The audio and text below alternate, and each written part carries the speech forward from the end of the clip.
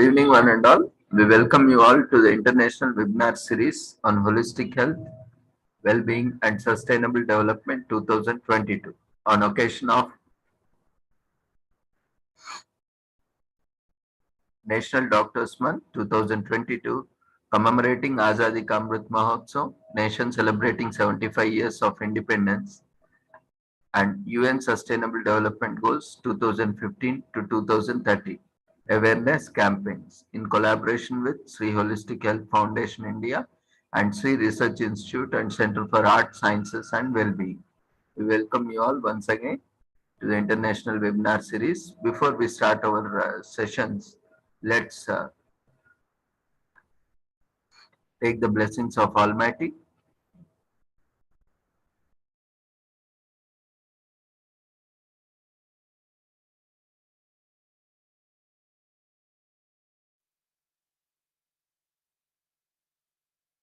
कुरुत्वं कल्याणम् आरोग्यं धनसम्पदः शुभं कुरुत्वं कल्याणम् आरोग्यं धनसम्पदः शत्रुबुद्धिविनाशाय दीपज्योतिर्नमोऽस्तुते दीपज्योतिर्नमोऽस्तुते शुभं कुरुत्वं कल्याणम् आरोग्यं धनसम्पदः शुभं कुरुत्वं कल्याणम् आरोग्यं धनसम्पदः.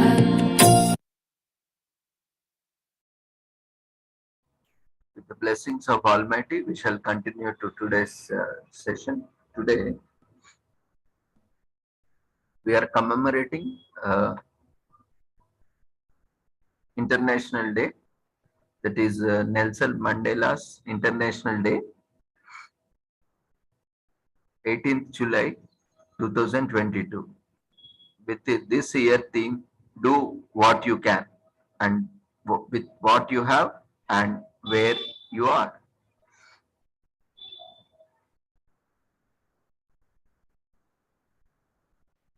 So let's look into briefly about the life of Nelson Mandela and what is the significance of today, and then we'll move on to further discussion.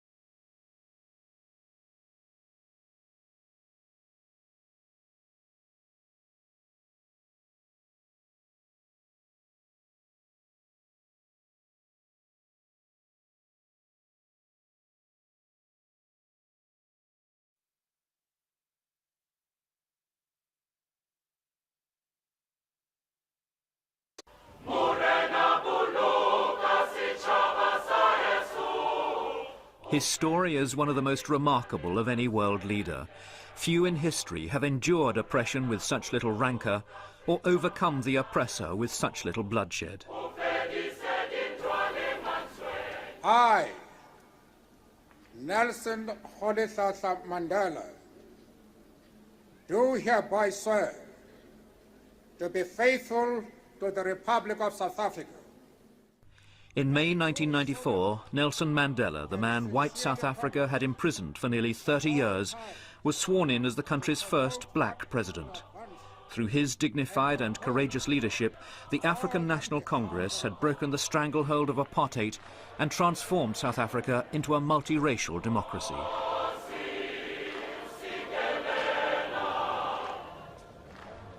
Nelson Mandela was born in 1918 in South Africa's Eastern Cape. He was the son of a tribal chief. He qualified as a lawyer, and by 1952 he'd set up a legal partnership with a man who was to be a lifelong friend and ally, Oliver Tambo. Together they campaigned against apartheid, the exercise in social engineering under which South Africa's white minority, in charge of the country's military as well as economic forces, brutally crushed the human rights and aspirations of the black majority. In 1956, Mandela was among 156 political activists to be charged with high treason. The trial lasted more than 4 years before charges were dropped. In Johannesburg, premier city of South Africa, thousands of coloured people went to attend a protest meeting called by the African National Congress. By now, black resistance to apartheid was growing. Past laws which restricted where black people could live and work became the focus of resentment. Past books were burned as Mandela and others organised demonstrations against apartheid's leaders. I despise them because they were despised by the entire world. They dressed in beautiful suits, silk shirts and silk ties, but they were beautiful outside and full of evil inside. The Sharpeville massacre in 1960 forced the ANC to change strategy. 69 people died when police opened fire on black demonstrators. The ANC was outlawed, Mandela went underground, and peaceful resistance became a thing of the past. There are many people who feel that it is useless and futile for us to continue talking peace and non-violence against a government whose reply is only savage attacks on an unarmed and defenseless people. Mandela undertook a campaign of sabotage against the state. He was eventually arrested and charged with conspiracy to overthrow the government. At his trial, he made a 3-hour speech from the dock. A tape of it was discovered later. This, his final plea for freedom and democracy for all South Africans, was to echo down the 27 years he was to remain a political prisoner. It is an idea for which I hope to live for and to see realized. But my Lord, if it needs be, it is an ideal for which I am prepared to die. Sentenced to life imprisonment, he was sent to Robben Island, a top security prison in Cape Town's Table Bay. Photographs of Mandela were banned from publication. To quote him was an offence. But, astonishingly, he wasn't embittered by his long imprisonment. We soon grasped the fact that we are not conducting a struggle against individual whites. We are fighting a principle, fighting white domination. And in the course of that struggle, we can even form friendships with people from the other side. Outside, time was running out for apartheid. With the ANC leadership in jail, even the children of Soweto were now helping to sustain the revolution. The hardline government of P.W. Botha tried to crush the uprising, but gradually more liberal white people began to recognise that Mandela was the solution, not the problem.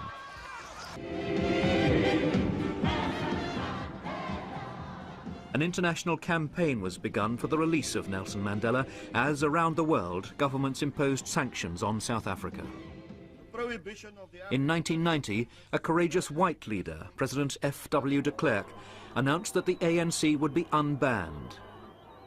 That February, after 27 years of imprisonment, Nelson Mandela walked to freedom with his then-wife Winnie at his side. Worldwide pressure had borne fruit. But hope soon turned to despair. Township violence left blacks fighting blacks. Mandela repeatedly appealed for peace. Take your guns, your knives, and your pangas, and throw them into the sea. Mandela's appeal was largely ignored. Black people were massacring each other, even as Mandela was negotiating a new democratic constitution. The country's first multiracial elections in 1994 resulted in a landslide victory for the ANC. Millions enjoyed their first taste of democracy. People from all races welcomed the vote as a new beginning for the country. The process of national reconciliation was helped by the Truth and Reconciliation Commission, which gave the victims of apartheid the opportunity to tell their stories and, in some cases, to confront their oppressors. What kind of man, listening to those moans and cries and groans, what kind of man is that? It was a painful process for everyone.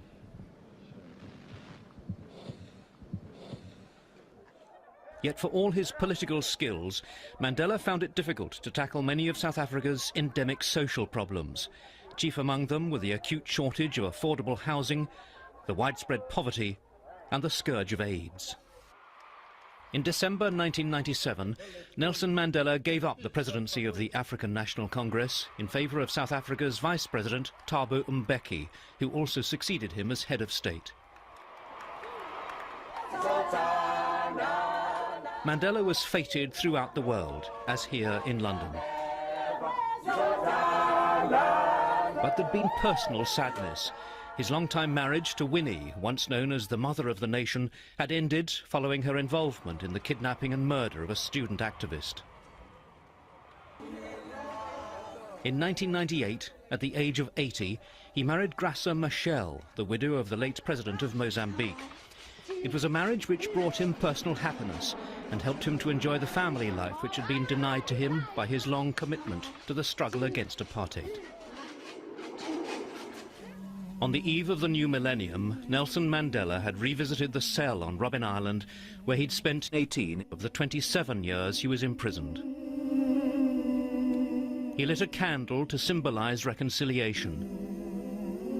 It was passed to an African child to represent that continent's hope for the future. A hope inspired by the life and ideals of one of the truly great leaders of our time, Nelson Mandela.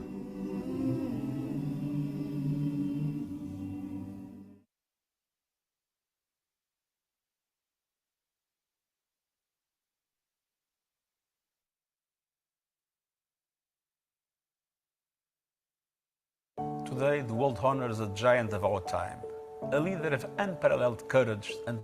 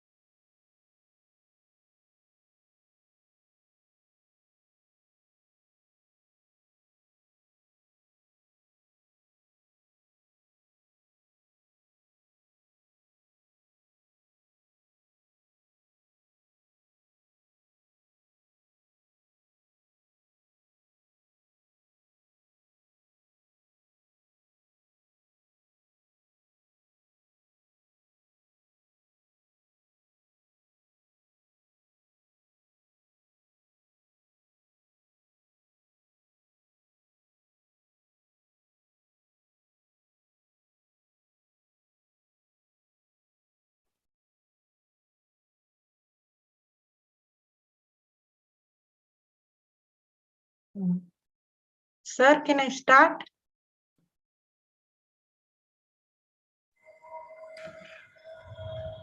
Yeah. Good evening, all. I'm Mary Florence. I worked in Kidwai Hospital in third semester in my MSW. that hospital is situated in behind Nimans, Bangalore, and it is a government hospital as run by the government of Karnataka, and it is funded by Infosys Foundation, Sudha Murthy, and it is has 50 MSW social workers and 50 psychologists, and it is the first cancer hospital which is invented in the city of Karnataka. It has all modern facilities, and all government schemes are given in that hospital, like Vajpayee card, Modi card, and there is concession in the surgeries, and mainly we see most of the people, there is a children ward. Most of the children are affected with blood cancer patients only. I have seen most. One day I spoke that evening only. Next day I am going and asking my madam, is she told that boy is no more. That is the main which shook me and have a personal experience. Once my mom's cousin brother, he was a licensed officer in the college which I studied, UG Mount Carmel College is the first best college in Bangalore. He was first, he had severe headache and continuous headache, and suddenly his uh, uh, suddenly his head started swelling up. So and ears started. So we went to that hospital, St. John's. They told this looks like cancer symptom. You take biopsy. We took biopsy, and it was diagnosed that he has brain cancer. He was there for 1 year. Afterwards, they told it is in the first stage. We will operate and see. So again, we came back, since Kidwai is a government hospital, not proper treatment is given in that hospital. So we came to St. John's, which is a best hospital in Bangalore, and it has all very good professionals, and it's the 10th best hospital in India. And it is a Christian-based hospital, and this is more of charity base, and the minimal amount is fees is there in that hospital. So we admitted him on January 4th, 2005, and we operated. After the operation, he became very serious, and it shrunk the body, and he was not able to speak. And within 9 months, to September 16th, he died. That is very shook for me. That's the reason I thought cancer is very dangerous disease. On that, on my uncle's name only, I'm running the cancer trust in Bangalore, and I'm helping poor cancer patients. I have some software engineer friends. My childhood work in Wipro, Amazon, and other IT companies. They help me. So I'm helping 10 patients every year. And my madam is there, Dr. Janet Parmeswaran. She is a social welfare officer in Kidwai Hospital, retired, and her husband was the oncologist in Kidwai. So that time when I showed my uncle's biopsy report, she told, Florence, if you don't mind, I'll tell you something. He won't live longer. Anything plans for his daughter's marriage or anything, you do it up. Actually, at that time, my cousin sister was very young, but now she's doing very well. By God's grace, her husband is working in Infosys. She went to call center. She lost her mother when she was 16 years, and she lost her dad when she was 21 years, and she's the only child for her parents. But luckily, God made a good plan, because he had helped a lot of people to get admission in the top college, Bangalore, because he was a licensed officer in Mount Carmel College. So he had bought many people's admission. To get into that college only, you need high percentage, or you need a high recommendation to join that college. Mount Carmel in Bangalore. So people told, so she was in a desperate situation. Relatives also didn't support her, and somehow through a friend she joined Infosys call center, not as an engineer, but she joined as the call center. And seeing her situation, my brother-in-law. My brother-in-law from Coimbatore, he's from very rich family, Hindus, but he liked her because my cousin sister is not very smart. She's very, very innocent, and she don't know much of life because she's very pampered at home because of she's the only child. So my brother-in-law got married like that. Her life changed so much of cancer. But the first cancer patient I saw in my family is only my uncle. That's the time I thought I should do anything for these cancer patients, and I registered with my lawyer who had come here also in this forum. Also, I registered with my lawyer in 2011, and every year I am doing at least 10 patients. Now I've come to 10 patients. Before I was doing only two patients every year. I used to get the support of my madam in Kidwai Hospital. Now so also she's doing voluntary service, like fixed amount she's getting in Kidwai, and she's working for that. Is they call that memorandum amount. Because she has worked 40 years in the Kidwai Hospital, and she's a alumni of Roshni Nilia, Mangalore, and she's a university topper. So through her, I had done Kidwai training. And what is that? No, so many people don't know that they come in the third stage and fourth stage, and they lose their life. And another example, great example I have of the cancer is, I lost my best friend on the day I lost my dad. This happened just 5 years back. 2017, November 6th, my dad expired. My dad expired at 8:30. My friend expired at 10:30.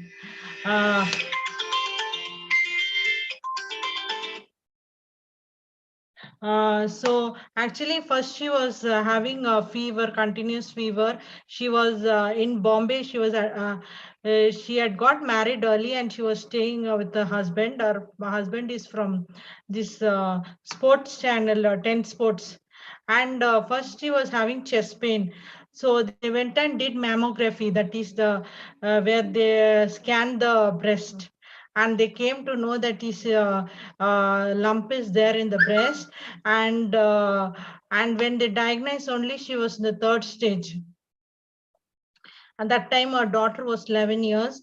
So they gave lot of counseling in Tata Institute, Memorial Institute, Bombay, because her in-laws house was in Bombay, but her mother's house is in Bangalore. She's my age only, now she's no more. And now she was continuously, and doctor had told to her husband, parents, and to the 4 siblings. She has 3 sisters and 1 younger brother. She's the eldest daughter. So she's come from a very traditional family. So she got married at 22 and all. Third stage, and after that, breast cancer. Suddenly she developed cervic cancer also. And she was about to die on November 6th. Something said to her that in August, Friendship Day comes, you come and meet me, she said. And when we went to see her in Bombay, when we coming back to Bangalore, she became blind. She couldn't see for half an hour. She lost her sight, and she had to shave her head, and was pathetic. But I couldn't see her last journey. I couldn't see because I was in my father's funeral. That is one very bad incident which happened in my life. I will never forget that. November 16th, November 6th, 2017, because I love her so much, and sometimes I ask to God, why you taken that such beautiful slope. any help, any time you go to her house, she's always offers us food or anything. She's such a caring and loving person. I don't know what all friends I have. No, somewhere they affected with some health issues. So I don't know. God has got me such friends. And after that, I went after my dad's 40th day to her home, and her husband had prepared her to live strong. And the days she's there, he had taken her to all the parts of the world, which all parts countries she wanted to see. He had taken her, and she wanted to celebrate her daughter's birthday. And to a surprise, he was in 10 sports. So the Indian captain Virat Kohli had come for a birthday, and Dhoni, and that was the last birthday she had celebrated with her daughter. Now her daughter is in the first year degree in Mount Carmel College, with the college which I studied. That's two incidents is literally shattered my life. That because I only saw so much experience these two incidents, and my friend's incident was shattered. Actually, I could see her all through when she was suffering and all. I saw the only day I didn't go was on my father's. My father actually died in heart attack. Actually, morning and all, he was nice. Suddenly went to bed to eat like that. He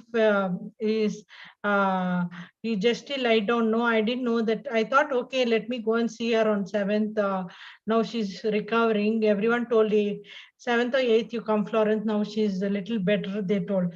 Okay, I thought November 7th I will go. But suddenly I didn't know I will lose my father.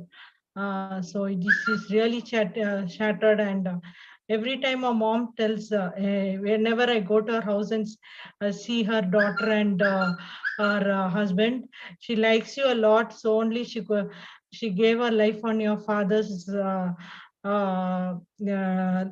death, and she loves you so much. So that's why maybe you will get very emotional. That's why you are not able to come. And they are from Andhra. My friend is, she's Chandana Manjunath. And these two incidents of cancer literally shattered for me in life. So whenever anybody is diagnosed with cancer, I will just go whatever best I can do from my hand, at least 5,000 or 10,000, whatever best I can do to the, not even need not be my friend, just known person also, I will go and see, and whatever best, because these two incidents has literally shook my life, in once in 2005 and another in 17. So this is my personal experience about cancer, because that's what little like I could share with you all. Thank you for very much, sir, for the opportunity given to me. Thank you, Ma, for sharing your experiences related to cancer. So let's look into few facts of cancer.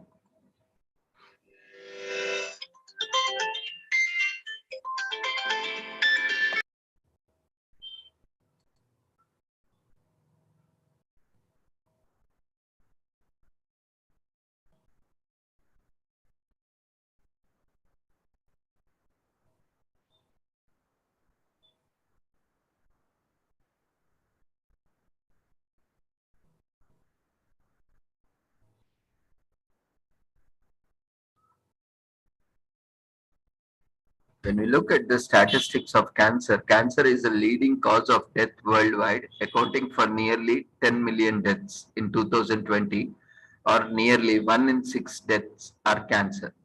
The most common cancers are breast, lung, colon, and rectum, and prostate cancers. Around 1/3 of the deaths from the cancer are due to tobacco use, highly body mass index, alcohol consumption, low fruit and vegetable intake, and lack of physical activity are the causes for cancer.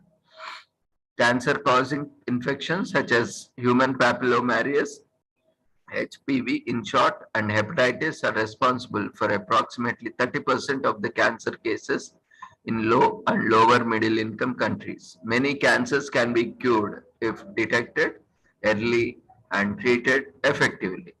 So, what is cancer?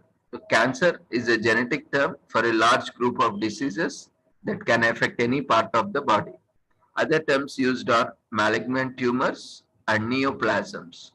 One defining feature of the cancer is the rapid creation of abnormal cells that grow beyond their usual boundaries and which can then invade adjoining parts of the body and spread to other organs. The later process is referred to as metastasis. Widespread metastasis are primary cause of death from cancer. There are two types of cancers which spread and which do not spread. So, which spread are known as metastasis process through which cancer spread across the body. So, what is the problem with cancer? Cancer is the leading cause of death worldwide, accounting for nearly 10 million deaths in 2020. The most common in 2020 in terms of new cases of cancer were breast cancer with 2.26 million cases, lung cancer 2.21 million cases, colon and rectum 1.93 million cases, prostate cancer 1.41 million cases, skin non-melanoma 1.20 million cases, and stomach 1.09 million cases.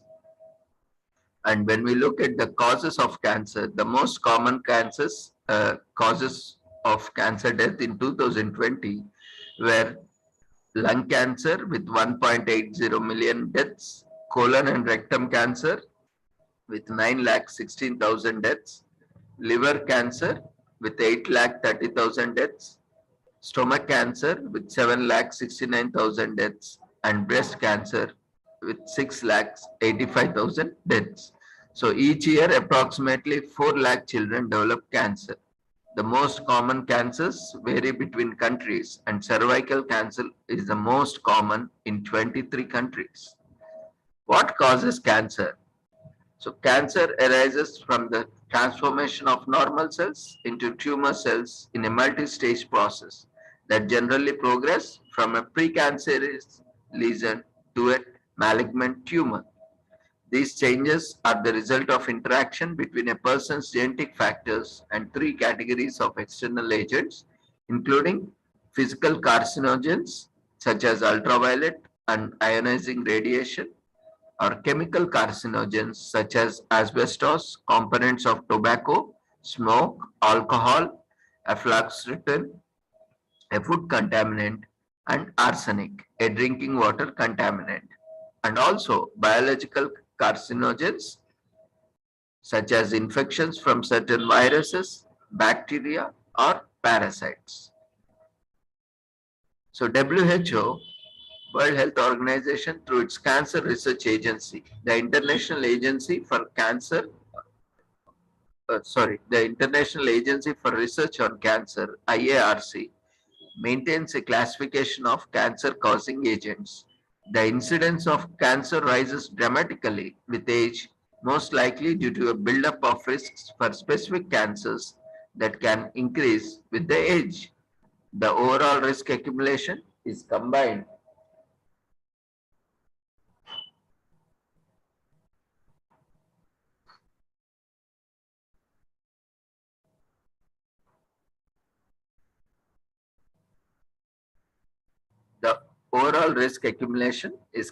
with the tendency for cellular repair mechanisms to be less effective as a person grows older.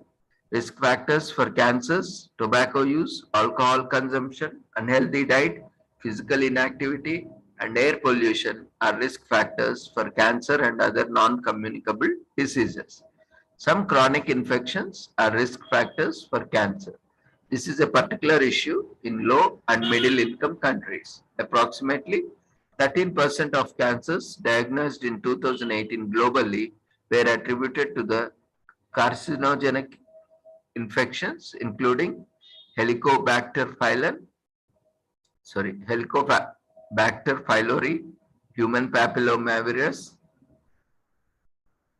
hepatitis B virus, hepatitis C virus, and Epstein-Barr virus.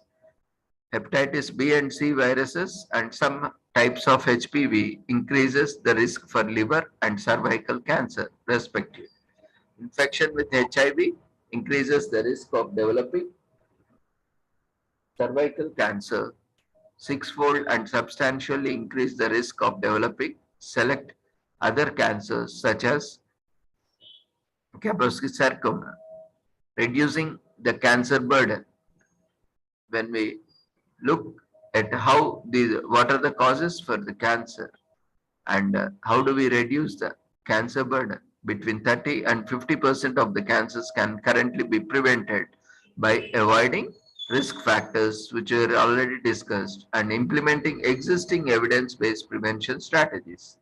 The cancer burden can also be reduced through early detection of cancer and appropriate treatment and care of patients who develop cancer. And many cancers have a high chance of cure if diagnosed early and treated appropriately. So early detection always helps in treatment of cancer early and prevention of cancer in further developing complications. And how do we prevent cancer? As we have already discussed, cancer risk can be reduced by not using tobacco, maintaining a healthy body weight, eating a healthy diet, including fruit and vegetables, doing physical activity on a regular basis, avoiding or reducing consumption of alcohol, getting vaccinated against HPV and hepatitis B if you belong to a group for which vaccination is recommended, avoiding ultraviolet radiation exposure, which primarily results from exposure to the sun and artificial tanning devices, and or using sun protection measures, ensuring safe and appropriate use of radiation in healthcare for diagnostic and therapeutic purpose, minimizing occupational exposure to ionizing radiation, and reducing exposure to outdoor air pollution and indoor air pollution, including radon, a radioactive gas produced from the natural decay of uranium, which can accumulate in buildings, homes, schools, and workplaces. So with early cancer detection, cancer mortality is reduced when cases are detected and treated early. There are two components of early detection: early diagnosis and screening. So with early diagnosis, when identified early, cancer is more likely to respond to the treatment and can also result in a greater probability of survival with less morbidity as well as less expensive treatment. Significant improvements can be made in the lives of cancer patients by detecting cancer early and avoiding delays in care. Early diagnosis consists of three components: being aware of the symptoms of different forms of cancer and of the importance of seeking medical advice when abnormal findings are observed, access to clinical evaluation and diagnostic services, and timely referral to the treatment services. Early diagnosis of symptomatic cancers is relevant in all settings, and the majority of cancer programs should be designed to reduce delays in and barriers to and diagnosis, treatment, and supportive care. Screening aims to identify individuals with finding suggestive of a specific cancer or a pre-cancer before they have developed symptoms. When abnormalities are identified during screening, further tests to establish a definitive diagnosis should follow, as should referral for treatment if cancer is proven to be present. Screening programs are effective for some, but not all cancer types, and in general are far more complex and resource intensive than early diagnosis, as they require special equipment and dedicated personnel. Even when screening programs are established, early diagnosis programs are still necessary to identify those cancer cases occurring in people who do not meet the age or risk factor criteria for screening. Patient selection for screening programs is based on the age and the risk factors to avoid excessive false positive studies.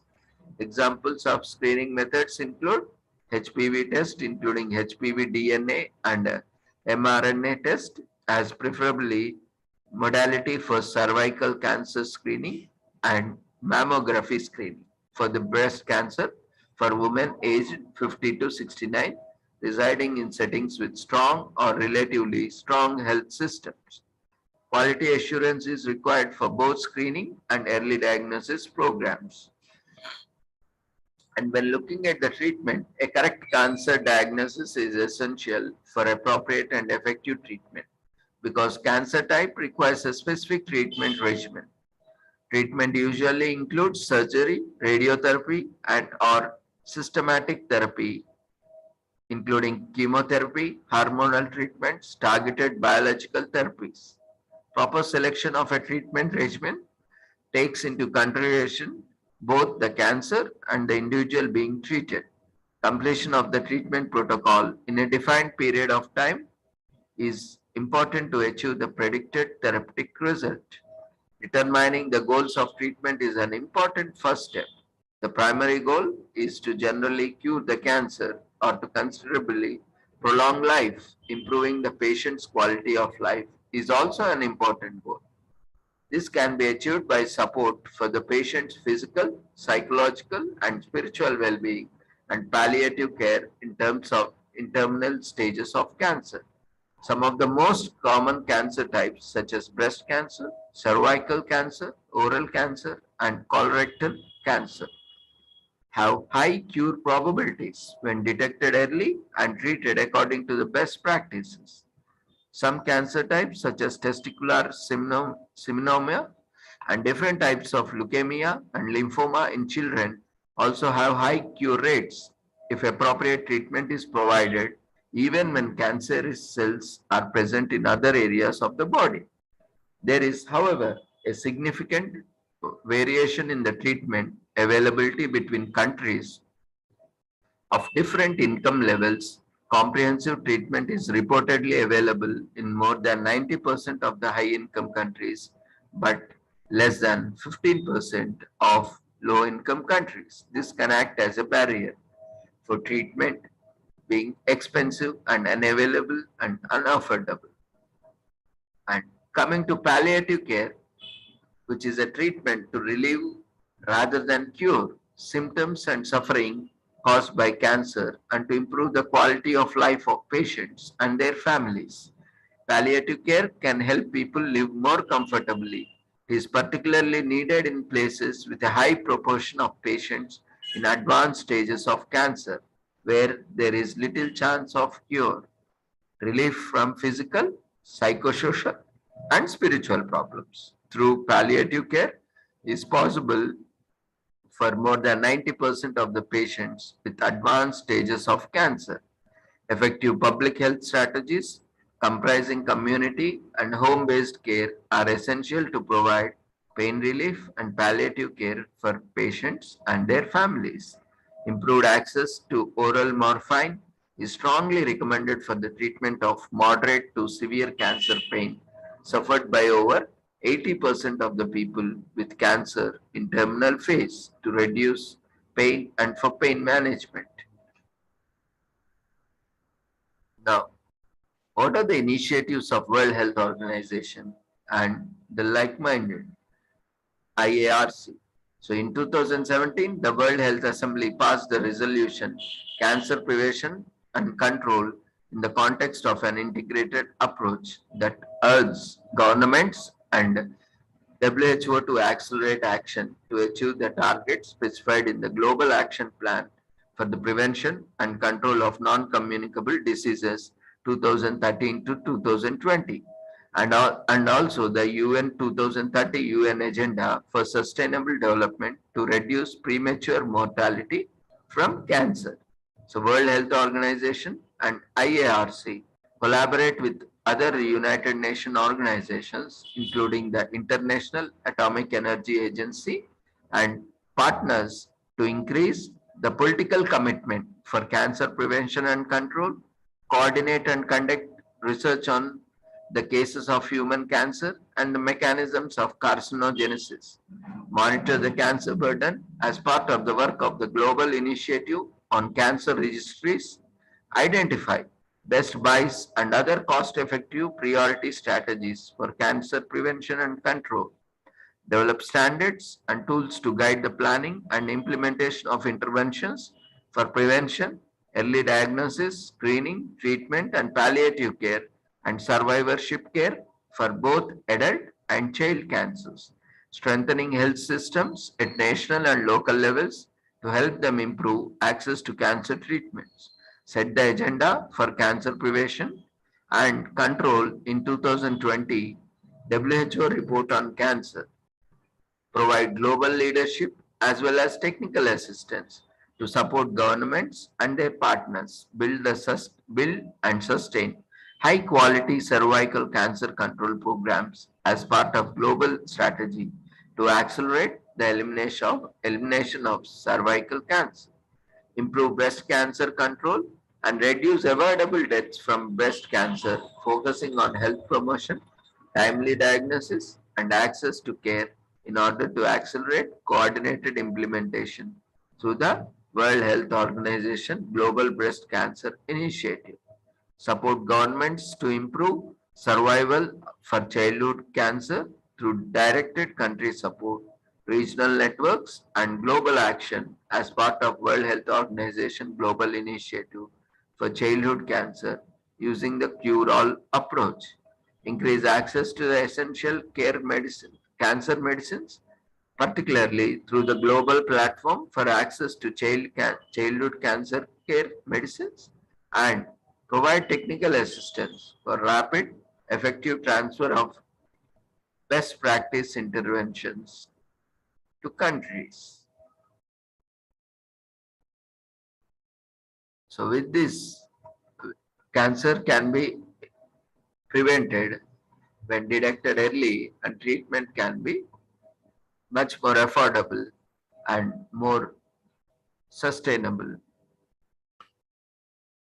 And cancers can be cured with early intervention and early detection. So with this, we will conclude our topic here. And participants, if you have any queries, feel free to raise your hand or unmute yourself or put in chat box.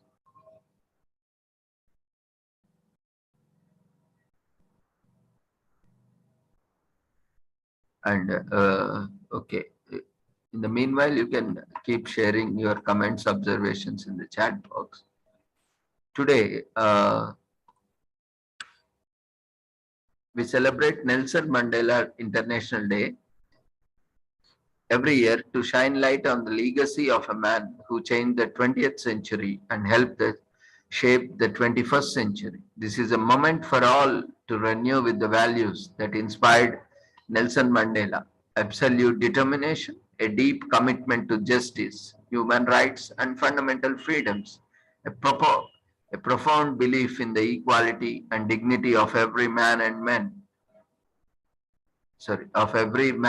woman, a relentless engagement for dialogue and solidarity across all lines and divisions. Nelson Mandela was a great statesman and a fierce advocate for equality, the founding father of peace in South Africa. In times of turbulence, Nelson Mandela shows the power of resisting oppression, of justice over inequality, of dignity over humiliation, of forgiveness over hatred. As the world takes forward the 2030 Agenda for Sustainable Development and strives to overcome new sources of adversity, let us recall the lessons of Nelson Mandela's life and the essential humanism that guided him. For to be free is not merely to cast off one's chains, but to live in a way that respects and enhances the freedom of others, as quoted by Nelson Mandela. And I have cherished the ideal of a democratic and free society in which all persons live together in harmony and with equal opportunities. It is an ideal which I hope to live for and to achieve, but if needs be, It is an ideal for which I am prepared to die by Nelson Mandela. So, and UNESCO Goodwill Ambassador and 1991 laureate of the Howard Biogany Peace Prize, Nelson Mandela's legacy resonates with the mission of UNESCO to empower all women and men on the basis of their equal rights and dignity, to promote dialogue and solidarity for justice and lasting peace. This action, the spirit, has never been so important. His mission as an anti-apartheid revolutionary was establishing equality and freedom for all women, men, and children. He stood for the fundamental rights of all human beings, regardless of gender, nationality, or race. This is also very ideal for which Nelson Mandela was jailed for 27 years. Despite his imprisonment, Nelson Mandela continued to believe in these ideals and upon his release continued to put them into practice. So we have also watched the video about briefly about the life and various activities of Nelson Mandela. So with this, we shall conclude this topic, and we can always remember such great activists across the world to commemorate such events around the year. So we shall conclude this topic here. If you have any queries, feel free.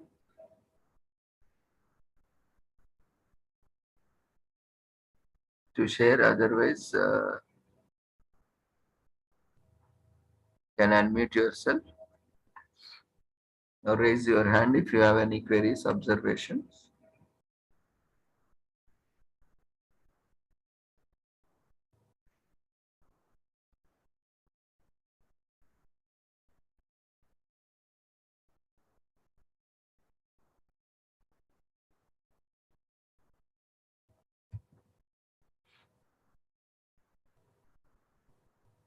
If there are no queries, then we shall conclude here. So kindly find the feedback form in the chat box. Fill up the feedback form. It is mandatory for receiving your certificate. Your certificates will be updated on the website. You can visit website and download after 15 working days.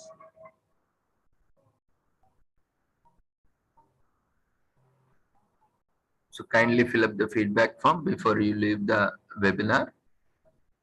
And thank you once again, everyone, on behalf of Sri Holistic Health Foundation India and Sri Research Institute, Center for Art, Sciences and Wellbeing, for joining us. And see you all tomorrow at the same time with a different topic. Take care. Good night.